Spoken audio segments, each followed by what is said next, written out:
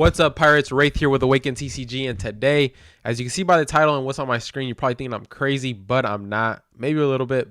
Let's get right into this video. We're going to be talking about how to choose, not only how to choose your leader for OP07, but kind of give you guys the breakdown on certain playstyles, in my opinion, so you guys can choose something that fits you a little bit better. So we have a lot of lists here. And there's a lot more than this. We're just gonna go off, not in particularly how good the lists are or what's in the list, but more just talk about the leader and the overall presence of a single deck. So first off, we have Sakazuki. I think this is still arguably the best deck. Yeah, probably not even arguably. This is probably the best deck still in the OP06 meta. Did I say OP07 at all? Maybe I might have said OP07 at the start. We're talking about OP06. Sorry about that. Anyways, Sakazuki, yeah, best deck in OP06. Still, it got so much upgrades. It got Tashigi Searcher, which now the deck can run 8 Searchers, which is pretty insane. You get, this is not running the event, but there's a 2-drop bottom deck event that has the Lucci effect. Some run it, some don't. This list in particular doesn't run it, which is completely fine. But then obviously Gecko Moria, this card is just way too good. The best SR in my opinion that came out this set. So this is definitely like still very high ceiling deck. If you've been playing for a while and you're really good at this game, this is definitely a deck to pick up if you want to win. This gives you your best odds. You just have to learn how to play the deck and play it efficiently, but there's so many resources and a lot of good coaches to be able to get you to that point. I think the biggest thing that this deck still has is that cycle. Yes, it has that blue-black combo, which works amazing, but I still think the best part about this deck is just the cycle effect, where you can trash one with leader effect, draw one. That means you're basically getting twice as many options as your opponent is per turn, right? If we're not counting life, you get your one draw. That's all you get new for the turn. Well, your Sakazuki, you can trash a card you don't need and get a second card for that turn. So effectively meaning you see cards that you need twice as much, making the consistency on this deck just like the best in any leader, right? Just it's the best and most consistent deck, right? So if you want to win and you have the time to learn this deck, I definitely recommend it. It's a very control heavy deck. I've been playing it myself. I didn't play it at all in OP05, but I've been learning it a bit in OP06. And one thing I struggle with is just learning when to lethal. I think I always go for lethal way too early, and I'm not playing as defensive and as control as this deck warrants. So that's definitely something I have to learn. But I've only, done 30 games on Sakazuki so far this set, and last set I didn't play Sakazuki at all. So it's still fairly new. I'm learning it, getting the best I can at this deck. But yeah, if winning is your first priority and you are, willing to put in the time and effort to master a deck like this, it is the most rewarding. If you don't have the mental capacity or just like the mental, fortitude to go through long days while having to use your brain, this is definitely not the deck for you. That's why I played Enel, but I'm gonna struggle and get what I have to do done in this set. So I'm looking at Moria or Saka, but again, this is a very strong choice. Let's go ahead and go up to the next one here. We have Gecko Moria. So Gecko Moria, another great leader, in my opinion, the second best leader in this format. I think it is.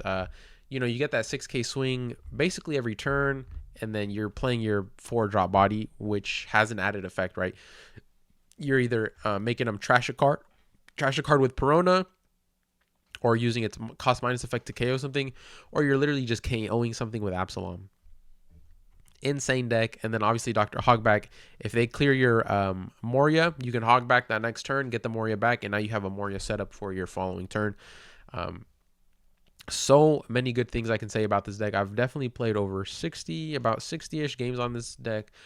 Getting used to it, learning lists and learning how to play certain turns, lines, all that good stuff. But this is another great control deck that's a little more monotone, right? Lucci has a little more options than this deck, but this deck in particular is going to have, that constant 6K swing and always going to be applying pressure with something on the board. While, Saka can RHL and get a Hina and a Lucci on the board for the whole turn. Or they can even, Moria for 8 This deck, you're gonna get your consistent 4/4/4, while Saka will probably, try to use a Hound Blaze this at a certain point. And especially earlier on, sometimes they'll like to go for aggressive plays, meaning they don't establish a body. With Gecko Moria, you're swinging 6, resting 2, you're establishing a body every single turn, if warranted. But yeah, this deck is another control deck. I think it is another great choice if you want to perform really well in this meta. For OP06, Gecko Moria is going to be the second best deck in my opinion. This Perona here, this SR Perona, is just way too good, way too good. Allows you to, minus one of your opponent's resources every single turn. Well, not every single turn, but if you have it in hand to play, you can use it off, Gecko Moria effect, put it into trash, play it off trash. Minus one card, so you're swinging at their leader 6k that you're going to have to take, or give you another card, which is -2 if they block out an attack, especially if they're already low on life. It gets brutal. The only requirement for this Perona is obviously your opponent has to have 5 in hand or less. But dude, this card right here, it wins you so many matchups. If you can like high roll and get like 2 of these in your deck, you just win. You can even swing with it if you don't have another one. Swing with it first turn, keep it rested, have your opponent KO it. Once it's in your trash, you can play it again. Like, this Perona is broken. And then obviously it runs Gecko Moria, so by default this deck is going to be insane because this card here gives you the most value. You got to play a drop, a 4-drop, and a 2-drop, so you can, a drop, play either a blocker, a Kuzan to draw, and then you can brand new, right, draw again. You can play Tashigi. Oh wait, no, this doesn't run Tashigi's. What am I saying? Anyways, like, you have so many options on this deck. Not as many as Sakazuki, but you're still very defensive oriented and very control oriented. Very similar playstyle to Sakazuki when it comes to the other decks and how you approach them. But if you want to win, again, this is the number 2 deck in my opinion. And now from here on out, it's kind of like just a bunch of tier 2 decks in my opinion. I think these are the only 2 that, are a step ahead of everything as far as my testing goes. Let's go ahead and take a look at some of these yellow decks. So Enel not getting as strong. We get Reject, right? We get Kiku. We get the Hiyori, which are good, don't get me wrong, but it's not an 8-drop Gecko Moria, right? It's not an 8-drop Gecko Moria where you can just swing momentum, not only clear board, but also establish these bodies, which get really, really hard to deal with. We do have some nice triggers, though, with the Kiku being able to play it out of life. Just raw playing the Kiku, forcing any matchup that's not blue, that can't bottom deck stuff, or I guess purple technically can, but like forcing anyone that has KO effects to leave this 4/6 on the board the whole match, or they're going to give you a life. So a lot of great options. The deck list is still very, very similar. You got your big bodies, you got your Gadatsu, your Shirahoshi. Now you're running some more like bigger bodies that you can play on 6 Dawn. Especially this list, but again, let's not nitpick the list too much because there's so many different variations. Let's talk about Enel. Enel is in a weird spot.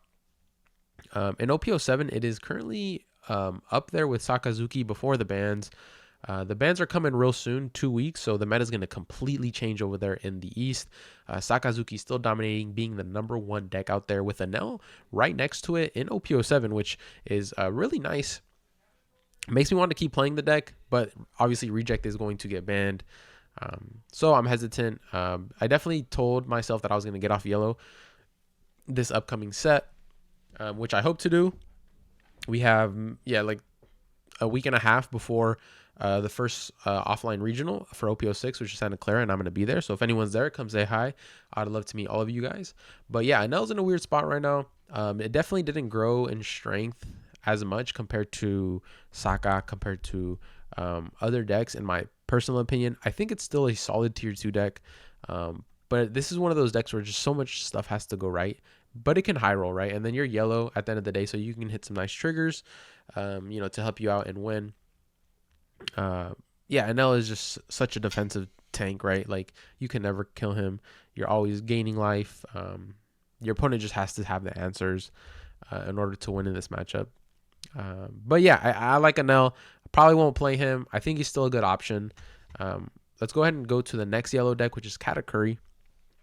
Katakuri still destroys Saka. Has a good matchup into Moria. if you hit triggers and C10 mom, right? I think the best part about this is like you're playing this deck at this point to try to win off triggers. If we took out triggers out of this deck, I promise you it's not winning against the Sakazuki. But now we have some cards that are gonna, allow us to play a little more aggressive. Like this Kiku, I'm highlighting it again. You play this as Katakuri and you're not versing Saka or like a blue that can bottom deck, they're gonna have to deal with you putting 1 Dawn on this and swinging 7 every turn along with your leader, or they're gonna KO it and give you a life, right? Which stalls an extra turn, an extra swing to be able to 10 mom. So a lot of good synergy in this deck. Still, again, the lists are being ran are very similar. This list runs reject, but very similar list. Katakuri is still a great option. Again, it's one of those decks where you just have to see your triggers and you can have a nice run. It's yellow at the end of the day. Yellow are going to rely on triggers. If they don't see any triggers, it's going to be easy day for you. But again, a solid tier 2 deck that is a little more aggressive. I think this is the counterpart to Enel. This, if you want to be aggressive, Enel, if you want to play more defensive, because now you're, getting off of that Sky Island package for the most part. But now we have a Katakuri that can be so much more aggressive and really has a lot of tools to be pretty flexible. But it's very aggro deck. You get to 10, you want to play your 10 mom, and then you go for game, right? Hopefully they take some of your life so you can Amaru. But yeah, I mean, another great pick. I think this is a solid tier 2 list if you want to be a little aggro, if you're a luckier person. And the lines on Katakuri are very easy.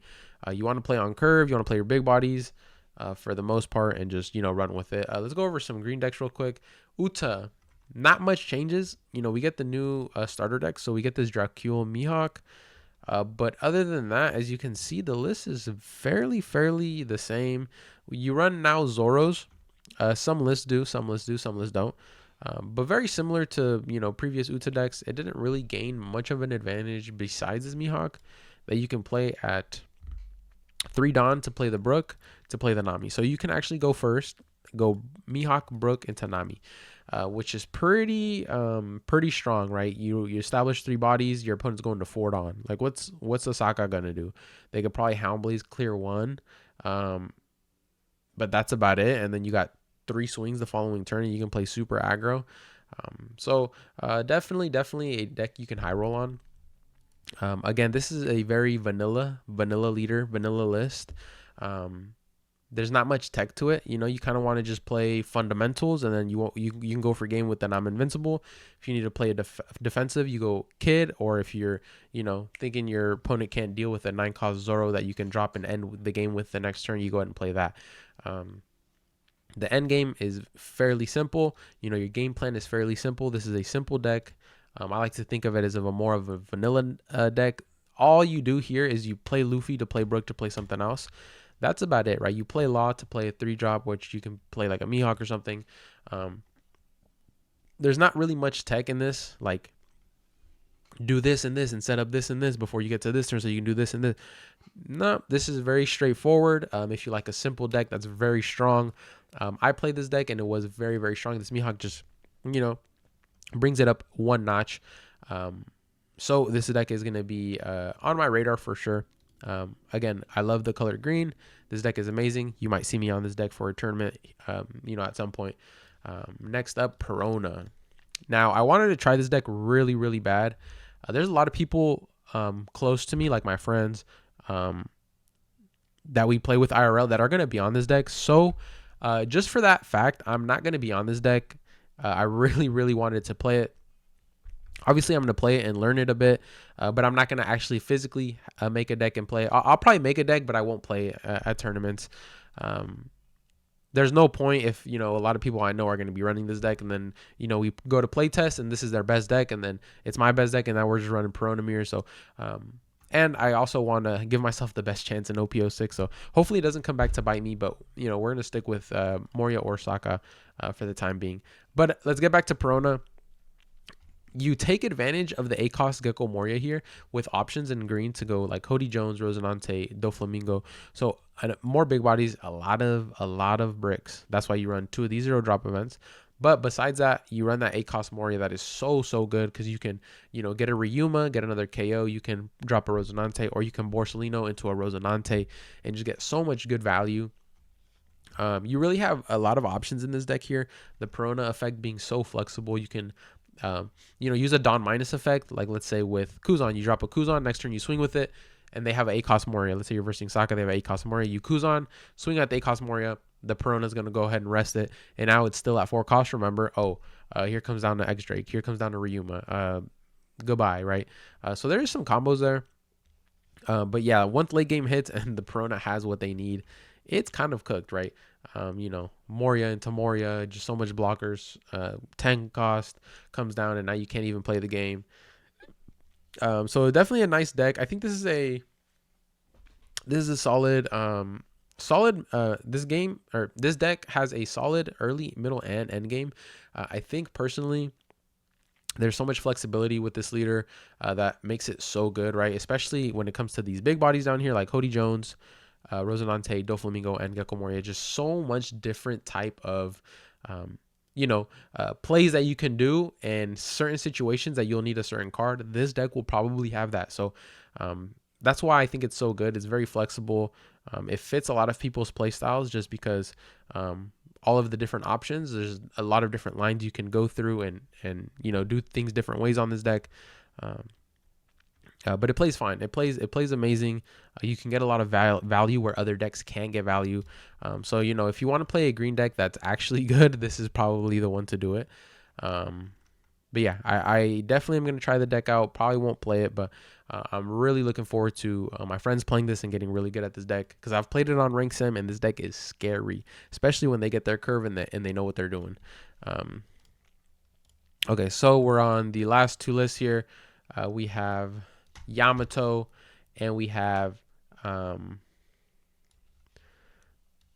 so we're on our last two lists here. We have Yamato and Law. Let's go ahead and go over the Law first. We'll leave the Yamato last. So this list in particular is very, very similar to previous list. Obviously, you probably want to run Queens in this. The only new thing is now we have Raise Max for more power reduction, and we have I think that's about it from this list. Oh, running the Reiju. So the Reiju just being able to give draw power is what this deck struggled with. So I think that's a really good addition. But yeah, RP Law, it's getting a lot better in OP06. It's still somewhere in tier 2. It hasn't cracked that tier 1 yet, but it's looking like it. With future sets coming out and seeing what support it's kind of getting, it's looking like it's going to get even better. So this list here is a very fast aggro deck that you can play kind of mid-rangey. If it gets to super late game, you might be cooked, especially if they're starving you and you're running out of resources. But for the most part, this deck is very fast. It's very efficient. A very Yu-Gi-Oh type of playstyle kind of deck, right? A lot of combos. You play this cost reduction, play this cost reduction, KO that, play this, swing. You're definitely doing a lot of combos, and there's a lot of different options you can always take with this deck. So if you like to, be able to have different options and combo a lot of cards, this is definitely one of those decks.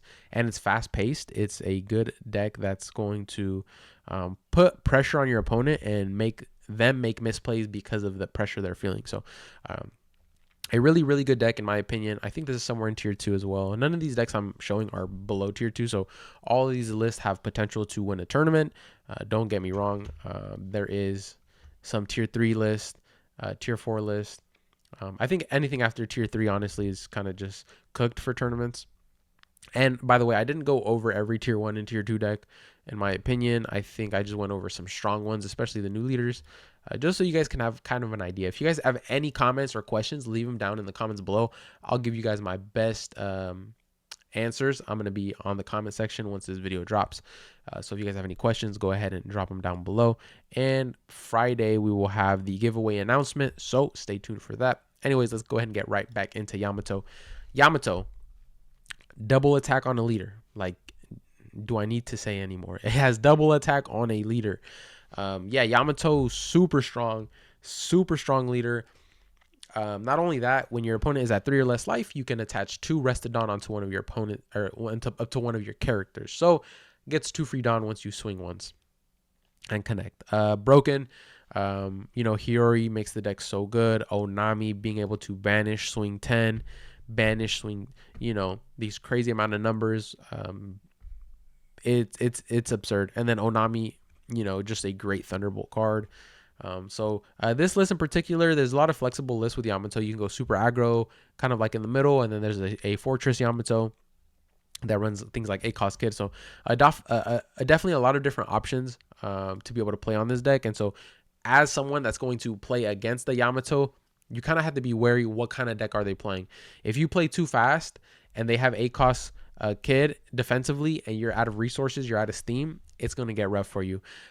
You know, if you play too slow and they're playing a list like this, it can be bad for you. So that's another one of those things where it's like when you used to verse Enel in OP05, okay, is he going to try to rush me down? Is he going to play it slow? How do I need to play? Let me observe. Let's get some hints. What is he throwing away into trash? Is this Big Mom Pirates? Is this Sky Island? These things you have to take note of, right? If not, you know, a player like Jonas is just going to run over you. Like he's going to not give you a single chance to even think about what's happening. It's already happening. You lost. But regardless, this deck is so good. Yeah, definitely a lot of play styles and a lot of deck lists that work well. Yamato is a very scary opponent. You got to know how to play against this. If you don't practice against this deck is going to kill you. Sorry, excuse my language. This deck is going to destroy you in tournament. I'm sorry, it is going to destroy you in tournament. Like, I'm being so serious. If you're not ready for what's coming, this deck is going to run over you.